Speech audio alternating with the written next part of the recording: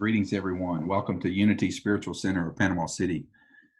I'm RHoldaway, licensed Unity teacher and spiritual leader. This is our online Sunday presence and for August the 16th, 2020. Hard to believe it's August the 16th.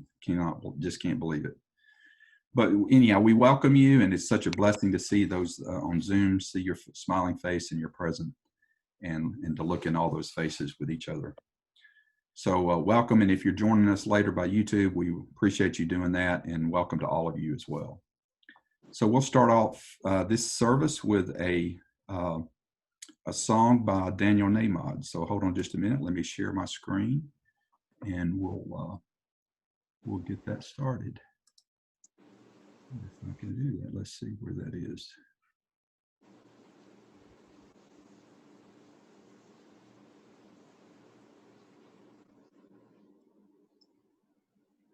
Nope. Well, as usual, it seemed to work earlier. Now it's not popping up. 1 second.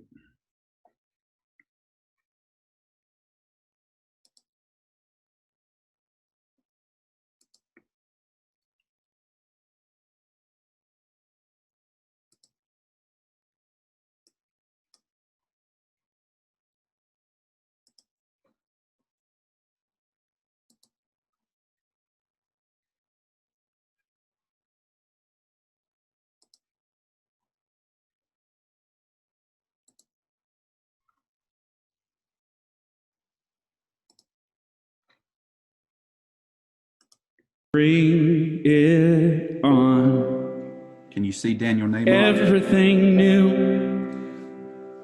everything different, everything true. I am ready for my next thing to do. Oh, I know it's gonna be everything new. I'm through crying, I'm through waiting, I'm through hoping against all hope. I'm through longing for something gone that'll never return. Think I finally learned to bring it on. Everything new, everything different, everything true.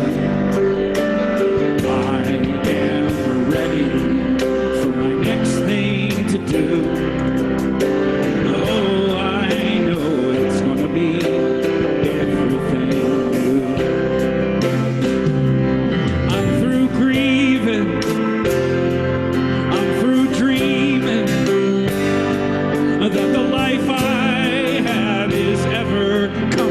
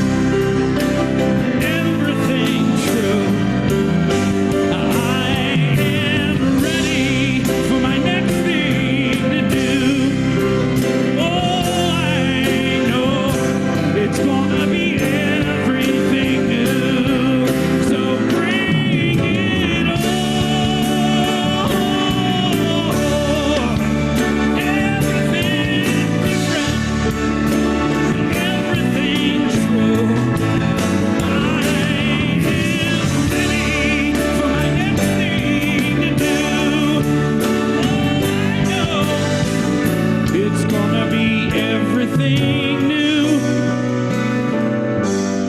I know it's gonna be everything new.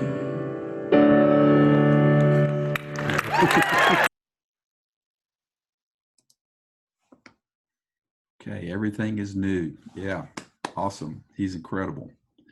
Every time I listen to him, I'm just amazed. He makes it look so simple and so easy, doesn't he?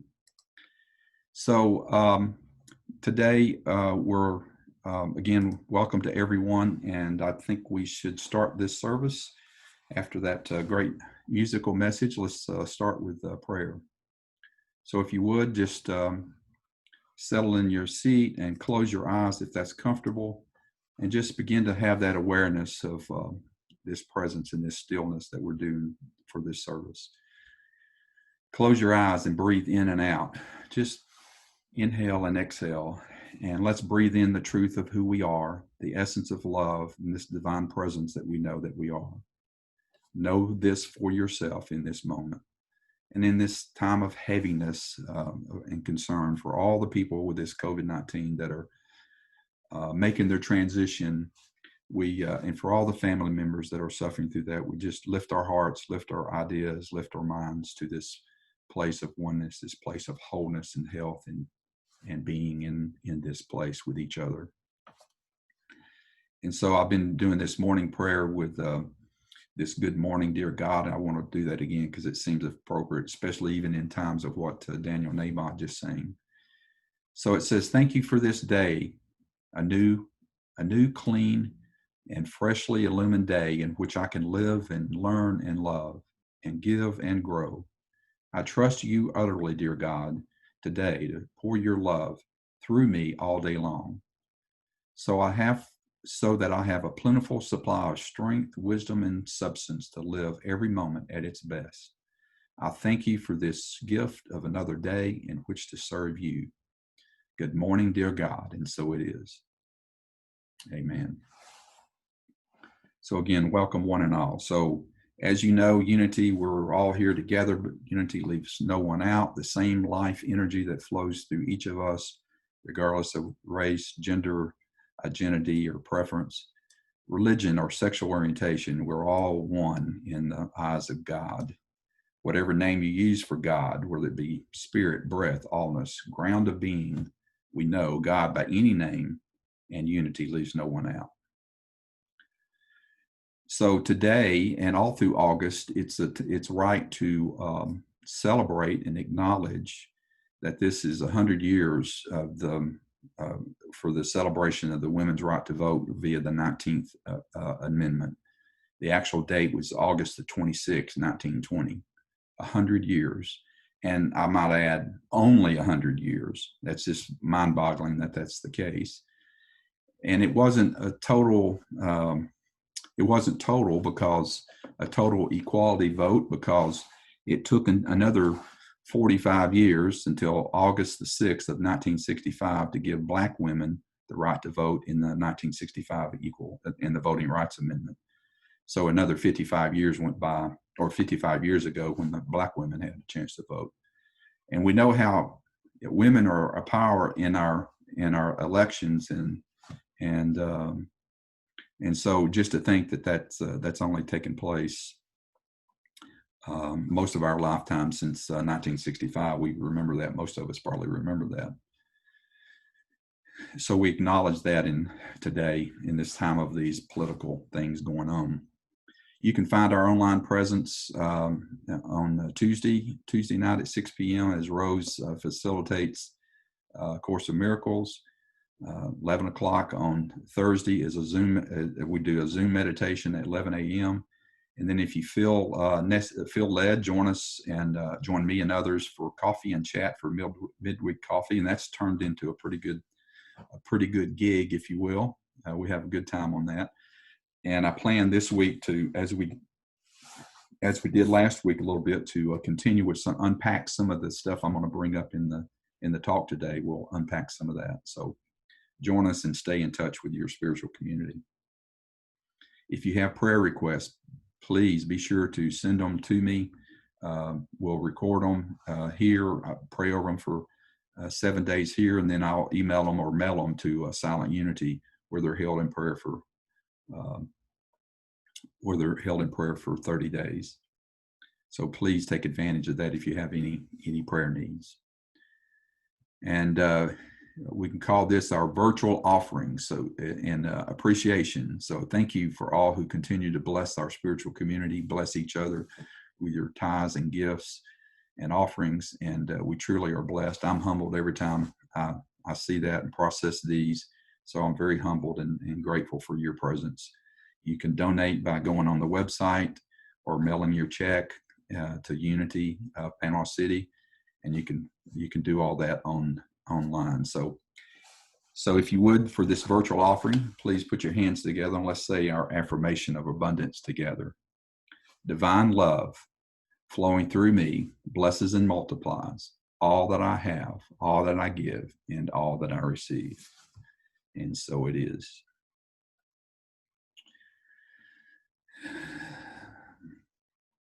Sunday, August the 16th. Hard to believe. But let's begin to just still ourselves and listen to these words from the Daily Word about grace. It's a little different context with what we're going to be talking about in the talk, but it parallels it very well. So, I claim my divinity. I freely give grace to myself and others. As I claim my identity, I freely give grace to myself and others. So the dictionary defines grace is unmerited divine assistance given humans for their regeneration or sanctification. That's in the dictionary. In Unity, divine assistance is not something handed out by God, a divine being that judges us. Divine assistance is the divine ideas we already are. We all have divine ideas. They're with us everywhere. All are and ever will be, because our minds are enfolded in God mind. Grace is not something granted to us by God. Grace is what we freely give to others, and others based on the divine idea of benevolence. We use the divine idea of benevolence for all acts of kindness and the disposition of good. Grace is when we see beyond our own errors and the errors of others. When I am in error thinking, I change my mind by benevolently perceiving my own divinity. When I see error in someone else, I choose to see their divinity in order to live gracefully. It helps to remember what the writer of Philippians 4:8 wrote. Finally, beloved, whatever is true, whatever is honorable, what is just, whatever is pure, whatever is pleasing, whatever is commendable, if there is any excellence and if there is anything worthy of praise, think about these things. I claim my divinity. I freely give grace to myself and others. And you can say that with me or just hold this thought so I repeat it. I claim my divine identity. I freely give grace to myself and others.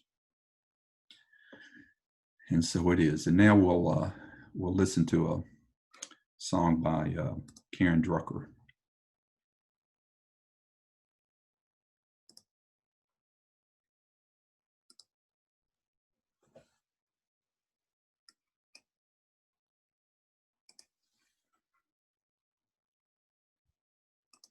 I am so blessed. I am so grateful for all.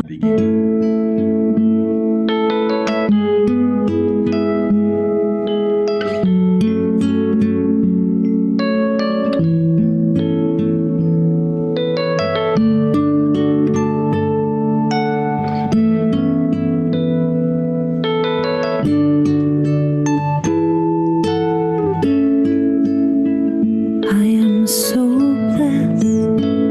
I am so blessed. I am so grateful for all that I have. I am so blessed. I am so blessed. I am so grateful. I am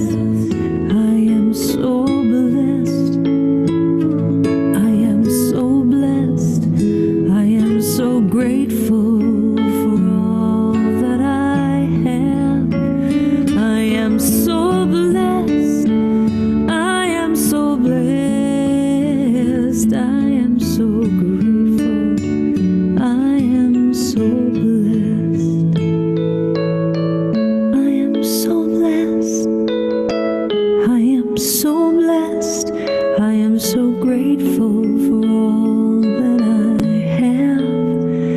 I am so blessed. I am so blessed. I am so grateful. I am.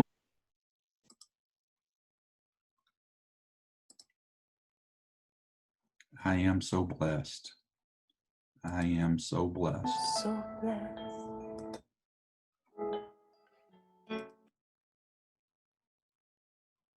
I am so blessed. Feel that as we rest in this peaceful moment, as we begin this time of meditation. Just fully relax and rest and be in this now moment. I invite you to close your eyes if you haven't already done so, and just give yourself permission and appreciate yourself for giving your time in this now moment. Inhale through your nose, deeply inhale, and then relax. And as you exhale, just settle, just totally settle and relax.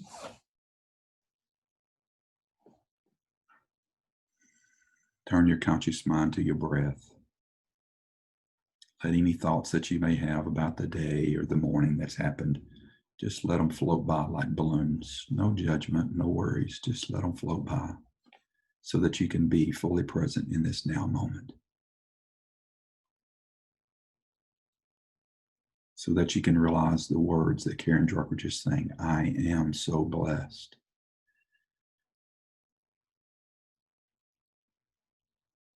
You might breathe that as a mantra into your being and feel it throughout every cell and organ of your body. I am so blessed. Fill your mind with that mantra, I am so blessed. And breathe it into your heart space. I am so blessed. I am so blessed.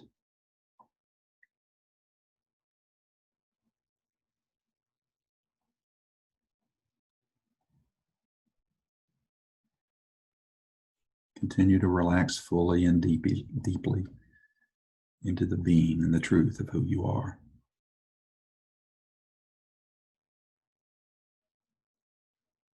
I am so blessed.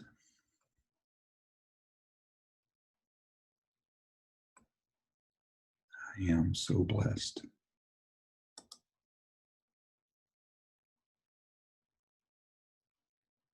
Enjoy this peaceful pause for the next few moments.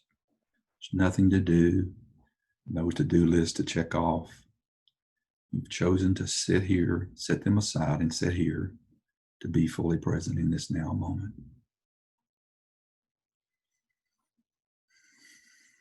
Relax fully as we sit in the silence for just a few moments. I'll watch the time, so just sit and relax and be fully present. And breathe. I am now so blessed. I am so blessed. In the silence.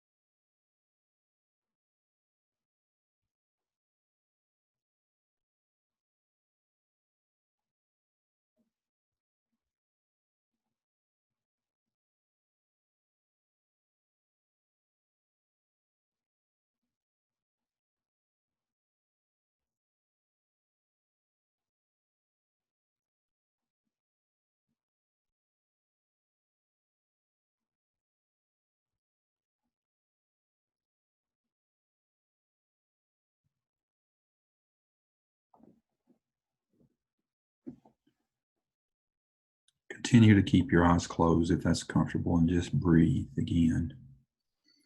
I am so blessed. I am so blessed. Feel that thought and that idea of being blessed just permeate your whole body. I am so blessed. Breathe in this peace that comes from this understanding.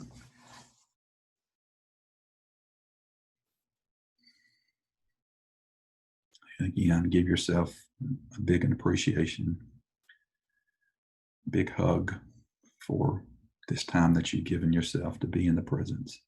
There, I see some of you hugging yourself. That's good. So when you're comfortable, you can open your eyes. And as you open your eyes, just roll your neck back and forth, shrug your shoulders, and then stretch to feel fully alive and awake.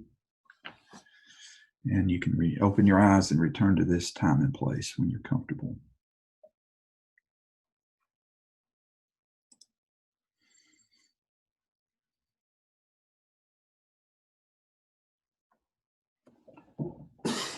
Excuse me. To say, I think I'm worthy today is an understatement. I don't just think it, I believe it. More importantly, I feel it. That definitely wasn't always the case. Reverend Mark Anthony Lord, that's his opening sentence in his article. His story, he says he didn't feel worthy. He grew up Catholic. He didn't feel worthy, as there was a feeling of guilt and fear of God from the Catholic teachings. This is what he heard.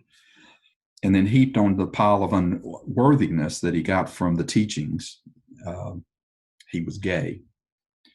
And as he put it, a sinner in the eyes of the church, a sinner. So when I was reading these articles, what drew me to this, I'm not gay. I'm a straight white man from the South. That says a lot. But I was, right after college, I moved. The first house I had in Nashville, next door neighbor was Peggy Buchanan was the neighbor. Her and her husband had 2 kids. No, they had 3 kids, and my son played with their son, best friends. And so we were in each other's house drinking coffee and talking about Catholic and Nazarene church, because I grew up Nazarene. Very, if you know of the Nazarene church, it's evangelical on steroids, evangelical and Protestant on steroids. So what we realized, though, as we were talking, is that the Catholic and the Nazarene church were just opposite sides of the same coin, because what was taught was there were man-made rules that we had to obey to satisfy God. Because years later, and we understand that because a lot of the rules changed, but so there was this fear and anger. God was fearful and angry, and there was this fear of burning in hell. Matter of fact, I said for years that it felt like God was hanging onto me by a thread, hanging over hell, the hellfire, just by a thread. And I remember being told every Sunday, every Wednesday for that matter, every time the church door was open in the Nazarene church, that I was a sinner. In other words, I was damaged goods. And most of you have heard some of that before and have even experienced it in some of your religious background. Reverend Mark Lord, and by the way, he is the Unity minister at Unity of Naples now. He's been around Unity for quite a while. But he is now at Unity of Naples, so you can check him out there if you want to. So when he hit bottom at age 24, his unexpected prayer rose out of him, he says in the article, God, I can't get myself home. I can't take care of myself. Please help me. So again, I was drawn to this story because I prayed a similar prayer when I was standing looking out. I've shared with you when I was standing looking out the window at the treatment center I was about to admit myself to for drug and alcohol abuse. And I was looking out the window and I said, God help me. I hadn't prayed in years and years and years. And so we've heard each other, we've shared with each other um, similar prayers. I know several of you have shared those prayers with us and on these talks and with me personally. So I know that. Sheila has an interesting story, and I asked, we were talking a couple weeks ago, and I asked her to share her story about her family members who finding their voice and finding their true self. And I think that's the key to finding your worthiness, is being true to who you are. Sheila, would you share just a little bit of your experience? Yeah, I'd be happy to. Back in about 1980, my father came to visit me. I lived in San Francisco. My father came to visit me, and my father had been battling cancer and had been told only 7 years to live, and he wanted to come talk to me. And I couldn't understand. I thought he was going to tell me he was dying. I really did. And I didn't have much of a relationship with him, but I was waiting. And so he came to share with me that he was no longer going to be my father, that he, in fact, would be either a mother figure or a friend or whatever he would choose, and that he was transgender. And back then, though, they called it transsexual. And that apparently he had been like this his whole life and knew it, and had been on the slide living two lives, and had decided that this was it. He was going to be his authentic self and become Vicky. And I actually was happy. That was the first time I actually ever really sat down and had a heart-to-heart talk, really heart-to-heart talk with Vicky. And so it was a really interesting time. And so I couldn't understand it, because back in the 80s, even being in San Francisco, transgender was still not that common.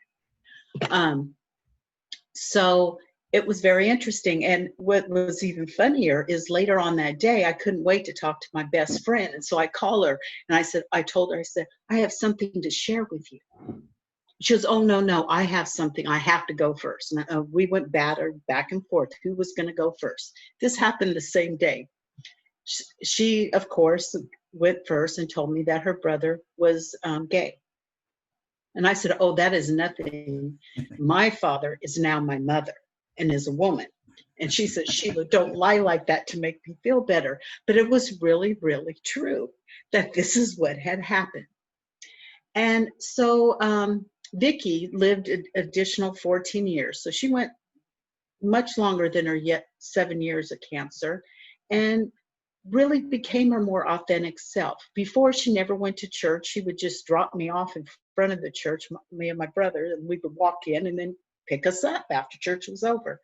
After that, she had a very strong spiritual life. Actually even was secretary for the one church she belonged to for a while, and then later worked for the Federal Reserve and public relation. Also taught as a guest speaker at Fresno State on the human sexuality. Got to meet Angela Davis and different people. But so it really opened my heart, and got to see someone unleash and live their authentic self. And so I guess I could say that I really am blessed to have that experience, even though I can't say many people would be able to, have the same as me. But I just wanted to share that with y'all. Well, Also, though, on another hand, on my mother's side of the family, who really did not know, a lot of the family did not know about Vicky. Not because I hid Vicky. But we didn't see each other that often. So, we didn't talk about, and my father, but my cousin's daughter is going through the surgery and has become a he. And so it's very interesting. and get to see Iris become Cyrus, transition and come into his own. So it's really very interesting. I just wanted to share that with y'all. Okay. Well, thanks, Sheila. I think that when we have things like that, Reverend Mark's story about being gay and transgender, it makes it real. I know the minister's son at the Unity Church in Nashville, when I attended there for many years, his son was transsexual, transgender, and was coming out and going through all the things. So I watched that, and it's he's saying as he was Jimmy Jr., and then he became Stephanie. So it's a real interesting process to watch. It's real visible. We all kind of have our own journey of, if you will, coming out to be our true self. I'm not even proclaiming to make that what some of us go through equal to coming out of the closet, being gay or transgender. That is it's more accepted today, but it's still a challenging process for people. So what makes a person worthy? When I started this talk, what is it? Does being worthy mean I'm going to win the lottery? Is that what we're talking about? And we know that that's not the case. So it's about our whole being, and that's what Sam Levine, who's a doctor, an MD in San Diego, University of San Diego Hospital, says there's 4 B's to worthiness: being, belonging, believing, and benevolence. So being is about people with a sense of being have a sense of inner peace and acceptance and feel grounded and at ease. They've been caring and generous to others and have been redeemed and forgiven themselves. I am worthy. Belonging, the second B, is people with a sense of belonging are members of at least one group or community. That is important to them. So we all know that's the case. That's why we're here in Unity Spiritual Center. The sense of belonging, the sense of being is part of what gives us worth. It's what gives me worth. I am worthy. The third B, believing, both an ethical and a spiritual believing. A sense of believing refers to guiding values and ethics of behavior. Millions of people, support a God who gives them comfort and hope and provides a set of moral rules for their conduct. But Dr. Sam says, but one need not believe in a supreme being to be ethical. Religious followers are no more principled or compassionate than agnostics or atheists. So sometimes we, and I'll say definitely some in the Christian church, think that because they have these, the Bible and the 10 Commandments and all that, there's always questions about that. What would human beings be if they didn't have the 10 Commandments? Well, it's a very small number of people that have that. And we're still moral and ethical, and we can still do that. So whenever humans rise above these everyday materialism, when we rise above that and are in awe of how minuscule we really are in the millions of universes, we're removed from the fray and transported to our spiritual realm, and what we call our spiritual truth. Benevolence, a sense of benevolence is an awareness of how kind and generous we've been or the positive effects we have had on others. Benevolence is accumulation of the other B's. The kindness and goodness we bestow on others throughout our life is the essence of a sense of benevolence.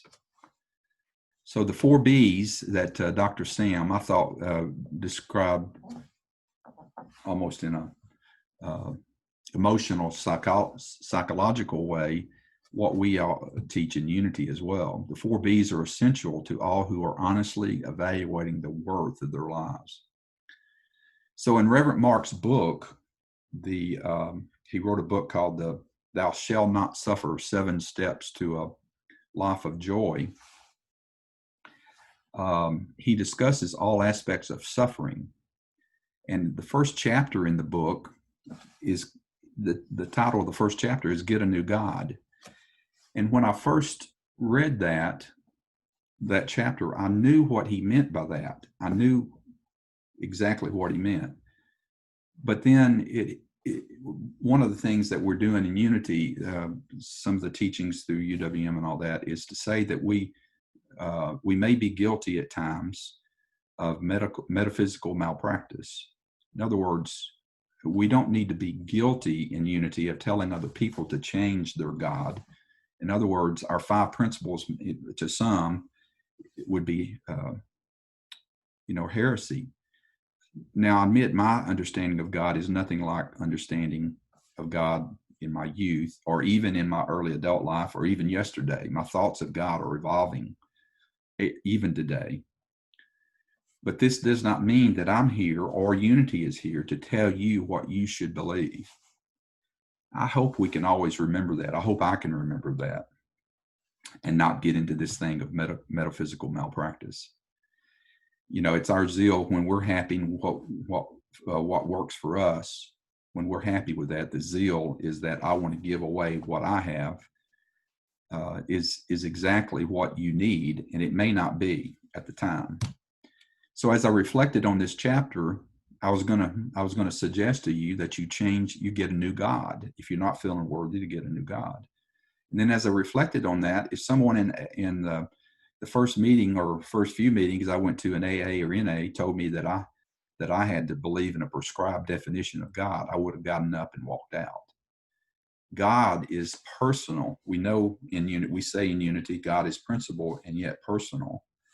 So when I unpack that for me, God is not a being up in the sky, but God is personal. When my little great grandson sits on my lap and puts his hands on my face, God is personal. So what I do believe that most of our worthiness and stems from thoughts of separation. But that's something that our individual journey is going to do us each a separate way. All too often we suffer because we suffer. We suffer because of thoughts of separation, of unforgiveness of ourselves and others, our need to control, our lack of benevolence or compassion, our failure to love. This leads to our suffering, and I think it leads to feelings of unworthiness. Eckhart Tolle puts it so beautifully. He said, suffering is necessary until you realize it isn't. Actually, he said, suffering is necessary until you realize it is unnecessary. So I want to unpack that a little bit on Wednesday at our call at 8 o'clock, just to see what you think about that. Suffering is necessary until you realize it is unnecessary. And I'm talking about suffering in the sense that it brings us unworthiness at the same time. So each of our journeys are unique. We experience the divine in our own unique way. And so, but always, please don't let any of the Unity or New Thought teachings make you feel less than or feel that you should believe a certain way today, unless you're ready to discover that and it to be revealed to you. So just yesterday, I received a call from a young engineer in Nashville. His name is Andre. He's a young Black man. Well, he's older than he was. I hired him years ago. I mean, I guess it's been over 20 years ago now.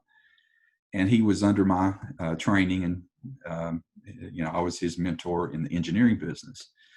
And I know we've had some conversations over the years about he's very conservative, a very, very conservative Christian. And I mentioned church, and so I got it started with church, politics, and COVID-19 is what the conversation turned into. He called just to check on me, just to see how I was doing. And, that's a very kind thing to do. I don't get a lot of calls a few from my friends in Nashville, but it was very good. So he quoted several Bible verses to me about what was going on, quoted them very literally. And it wouldn't have done me any good to try to get into a big disagreement with him. I interjected a few things, but I didn't try to proselytize my beliefs onto him. So as I was thinking about this, here I go again. Now I tell you don't have to change your view of God to match ours. If you are feeling unworthy, if you want to feel worthy today, let me put it that way, pick up Eric Butterworth's book, Discover the Power Within You. And so again, here I go telling you what to do, and I don't, just as a path to undiscover for yourself. For I tell you, that book is one of the best and simplest and easiest to explain the relationship about yourself, the divine being that you are, and the relationship with God. So I hope it's okay for me to say that and to suggest that, because you're here this morning. You're here on this call this morning. So in closing, Reverend Mark Anthony Lord said, "I am so flipping worthy, it is ridiculous. So are you." Namaste.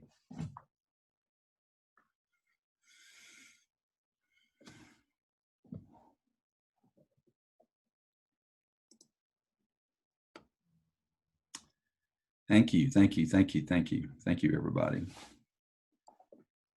So I'm going to remember every Sunday, because different people join in, that if you have a birthday in August, whatever the day is, to say happy birthday. Anybody on the call that has a birthday in August, that we're not going to sing to you because I'm not going to lead it. I promise you I won't put you through that. But anybody have a birthday in August? Well, anyhow, if you know anybody has a birthday in August, happy birthday. Okay. Let's see. Let's go. I'm going to unsilence everybody. And I think I can do that. Let's see if I can do that. If I can't, you can unmute yourself. No, it's not letting me do it for some reason. There we go. Yeah, I can. I'll unmute it, and we'll close with our prayer for protection. I'll say one line, and then you can repeat that line. That way we'll keep the. Yeah, go. Okay. Prayer for protection. The light of God surrounds us. The light of God surrounds us. The love of God enfolds us. The love of God enfolds us. The power of God protects us. The power of God protects us. The presence of God watches over us. The presence of God watches over us. Wherever we are, God is, and all is well. Wherever we are, God is, and all is well. Namaste, my friends. Namaste. Peace. Namaste.